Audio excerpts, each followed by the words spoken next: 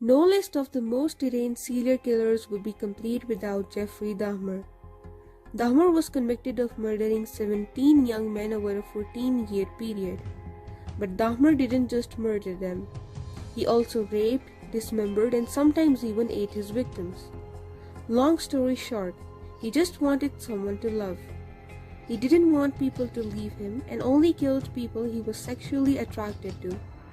Dahmer said, "It wasn't about killing but having complete control over another person.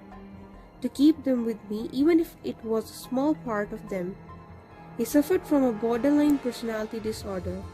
This mental state was the culprit for his preservation of the body parts of the victims and digesting their organs. Harold Frederick Shipman, known by the public as Dr. Death and to acquaintances as Fred Shipman, was an English general practitioner and serial killer. He is considered to be one of the most prolific serial killers in modern history, with an estimated 250 victims. At his trial, it was found that Shipman had injected each of his victims with a lethal dose of morphine and then claimed they had died of natural causes. Some psychologists explained that Shipman considered himself superior to everybody else, and in his eyes he was some sort of medical god. Some psychologists thought that his mother's death was a motivating factor in it. His mother died a slow, painful death at an age of 45. His motivation was to free himself of the trauma of his mother's death by rewriting his own personal history. His gentle, painless killing of elderly female patients were bids to make his mother die less painfully. Javed Iqbal Mughal was a Pakistani serial killer and a pedant who confessed to the sexual abuse and murder of 100 young boys ranging in age from 6 to 16.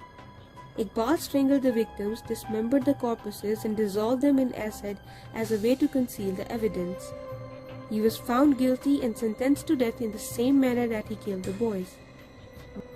Iqbal's motive for committing his murders was his infuriation at a perceived injustice at the hands of Lahore police, who had arrested him on charges relating to an act of sodomy against a young runaway boy in the 1990s. No charges were brought in relation to this offense. His mother had been forced to watch his decline before suffering a fatal heart attack. He had therefore resolved to make 100 mothers cry for their sons, as his mother had been forced to do for him before her death.